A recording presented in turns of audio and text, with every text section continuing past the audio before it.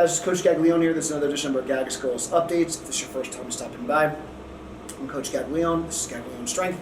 I've been involved with powerlifting and coaching for over 13 years, and this vlog is chronicling my weight loss journey, the Road to 198 series. I've been as heavy as 340 pounds at my peak, and then today I weighed in at an all-time low of 211.5, so off to a good start. I've been striking distance of making 198, so I'm very happy about that. Calories are low. I'm feeling run down. I'm definitely feeling beat up.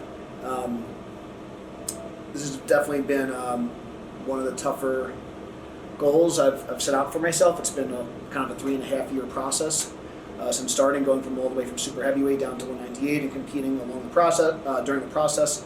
And I've mentioned before, but it's worth mentioning again. It's not really something I really advocate and recommend. My main goal is to get leaner right now. Although I am still very competitive and I still want to lift heavy, I still want to be strong. But my main goal is just to get leaner, and by competing at these different weight classes and establishing new totals in all these different weight classes, it's allowing me to achieve that goal. It's giving me a deadline, it's giving me kind of something to shoot for, versus, sometimes when we're dieting, it can be kind of hard to, you can always kind of push it off. You can always start, we always say, I'm going to start Monday, I'm going to start Monday, I'm going to start after the holidays, I'm going to start January 1st, I'm going to start after my birthday. You could always kind of find an excuse to push it off. But by sending, we call it sending the check-in, or nowadays you kind of put your credit card in the computer, but by registering for a contest, registering for something, investing in yourself, investing in something, putting your quote-unquote money where your mouth is, so to speak, that's really helped me kind of stick to the plan, stick to the goal. Yeah, it's exciting. I'm definitely seeing the light at the end of the tunnel. It's pretty crazy to put in over 3 years of work for something and almost be at the end of the road. So it's exciting. It's nerve-wracking. There's a lot of pressure. I'm putting a lot of pressure on myself, but I'm trying to kind of enjoy it. I'm starting to kind of calm down a little bit. I only really have 1 or 2 heavy workouts left at this point. So let's kind of recap the training. Mentioned before, it was a low body weight. Calories are low. Kind of feeling beat up. Definitely tired.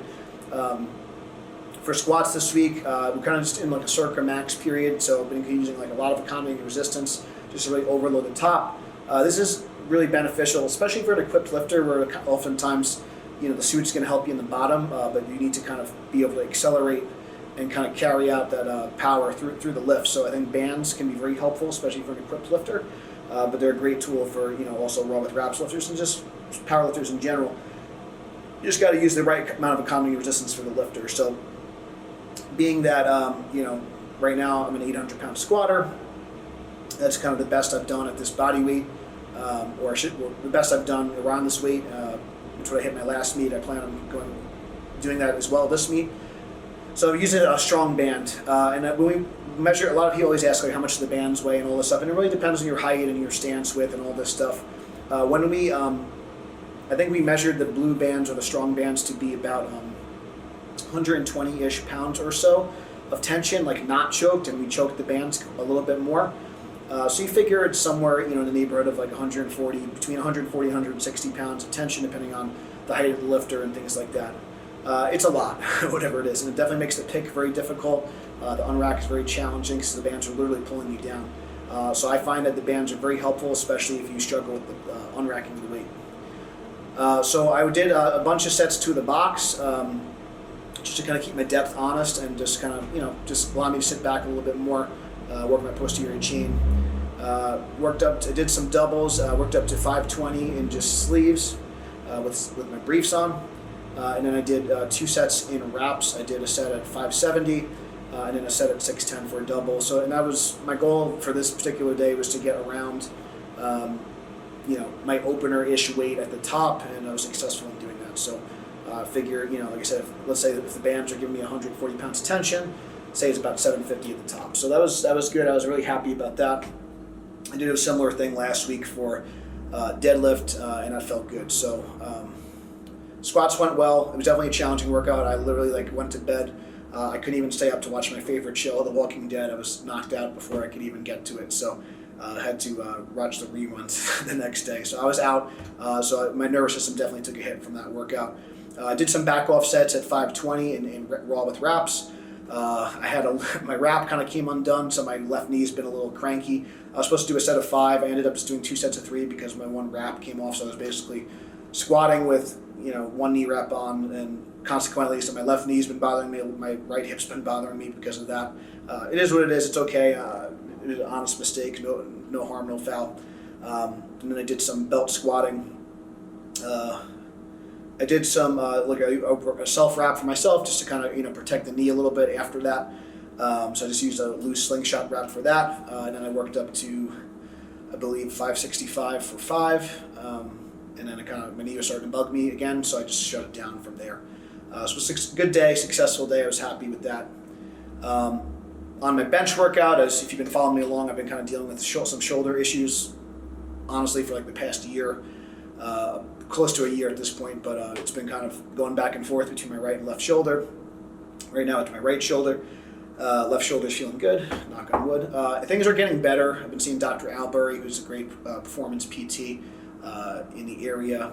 Definitely would check him out. He's out of East Meadow. If you're interested, you could always shoot me a message, or you could just check out I want to say Dr. Alberry with no period, I think at yahoo.com is the email, but if you're interested, you could shoot me an email to gaglunstrength@gmail.com if you want to get in touch with him.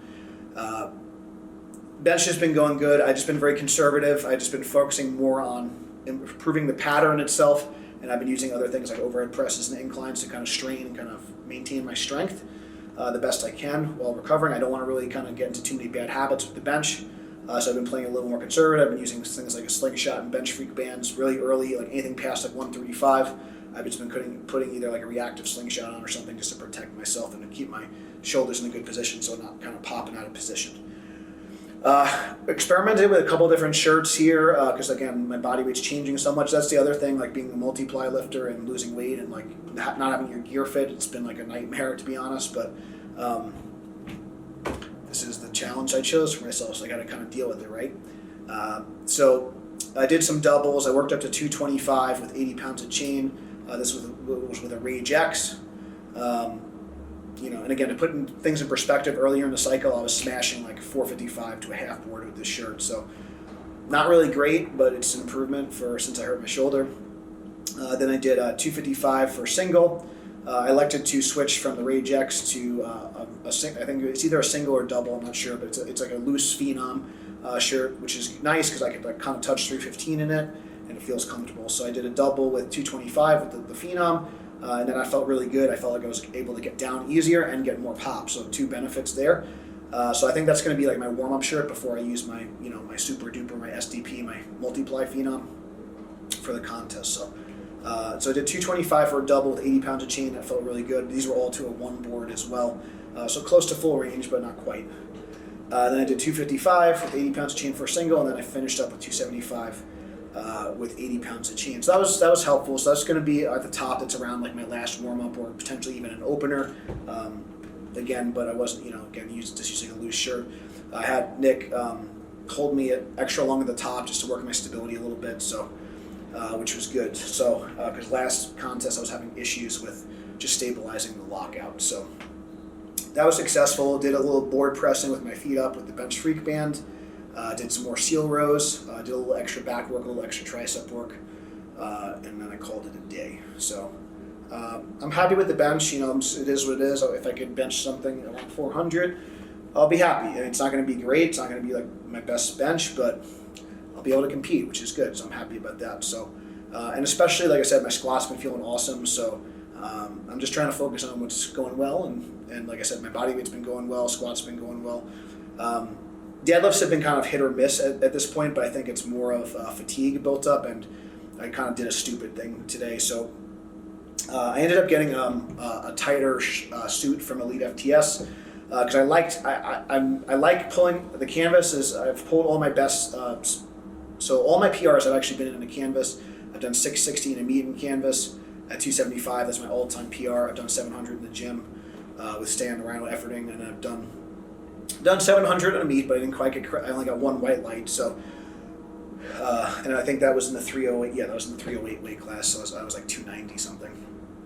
But anyways, all my best pulls have been in the canvas. But as I've gotten lighter, it's a lot easier for me to get down to the bar, and I just feel like I'm getting a lot of support, but I'm not really getting a lot of pop at the bottom. It's not really. And if you kind of probably surveyed multiply lifters, most don't really like pulling in a canvas. I'd probably be a little bit of an oddball, but as I've gotten lighter, I just feel like I'm not getting like the pop out of the suit that I wanted, and I like the feel. I really like that jack deadlift suit. So I ended up sizing down too small. It was not quite up all the way. I couldn't really use it. So I'm going to try to exchange it, but like I said, it's probably not going to be something I'm going to end up using this meet, but maybe in the future. So that was kind of a bonehead move. I probably spent like 20 or 30 minutes trying to get in the thing. It was probably like 90% of the way up, but I just couldn't, whether it was I had one too many, servings of rice or whatever, or I was bloated, I don't know, but just couldn't get the suit up. I thought I would be able to get it on, no problem. I tried to get it on with briefs. I tried to get it on without briefs. No go. So I elected to try to get another layer of briefs on under my canvas suit. That proved to be too much. So then 45 minutes later, I just did my normal kind of brief and canvas suit combination that I've been doing, but I was pretty spent at that point. So although I felt like my positioning was really good, I think it was something like, I guess, 420, 435. Felt awful, and 435 should not feel awful. It's something should be, that I'm doing raw for reps, like no problem. Like I said, for rep, I've been pulling 500 off blocks for like sets of 5 to 8 this whole cycle. So, I just kind of knew at that point I was kind of shot. I was shot mentally. I was shot physically after just trying to get all the suits on. So, just tried to get my head on straight and just kind of salvage the day. I did my last warm-up at 525. I did my opener at 575, which moved a lot slower than I would have liked. But again, positioning was good. 615 I did, which is like a projected second attempt. I did with a reverse mini. That was really slow, but I was happy I was able to grind it out and keep my position. Again, I thought my positioning was really good, so that was positive. And I couldn't really quite break. I kind of broke it off the floor a little bit, and just my hip shot up too much, so I didn't even really fight it too much because I just felt like I was gonna, potentially, it was either gonna be really ugly or I was gonna pull something. So I just gonna put it down. So I missed 650. With finishing your cycle on a miss is not ideal, but in hindsight, like I said, if I didn't waste all that time in the beginning and I was fresh, I think it would have went up fine. So try not to get in my head. I think that 650 should still be there at the contest. I just need to be smart, and I need to make sure I'm recovered. So at this point, deadlifts are done, so I just kind of have to deal with it. It would be nice to end on a good note. I will say, though, in the past, I usually perform much better deadlifting in a meet than in training. I'd say almost every single time. And sometimes when I have good training deadlifts, it doesn't always translate to the meet. Sometimes when I have, So anyways, I usually even if things go bad during a training cycle or not so great, I usually can outperform what I do in the gym. So I'm pretty good in my headspace with that. I'm going to shake it off. It's okay. I know I'm prepared. I know that I know the mistakes I made, and I know that it's not going to happen on game day. So I'm just going to stick with the canvas suit and the briefs, and I'll just kind of go from there. And then, in the future, I'll try to fit in the poly suit. I'll try to make that exchange with Elite FTS. So just did some pause work with 315, raw, nothing crazy, just to work on my positions. Felt really good. I feel like my positioning is really good. Obviously, it's a lot easier to get in position when you don't have all the suit and everything on.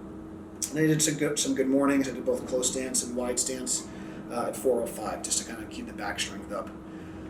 At this point, just going to do some light, more technical type work for the deadlift. Nothing too crazy. I'm not trying to kill myself. I'm just going to try to keep the technique fresh and drop that fatigue. I have my heaviest squat coming up soon. I have my heaviest bench coming up soon. I'll probably get in the shirt 1 to 2 more times depending on how I feel. And then just kind of go from there. I'm probably about 21-ish days out at the time of this taping. So we'll probably do like one more vlog, and then maybe I'll do like a little, we probably won't show too much training after next week, but I'll just kind of maybe talk about my goals and maybe like what my mindset is going into the meet, and then maybe maybe go over my game plan a little bit and what I'm going to do kind of moving forward, and then obviously we'll kind of recap the meet. So that'll kind of be the next series of videos. So I think that is it. So I'm excited to squat. Especially one of my bucket list goals.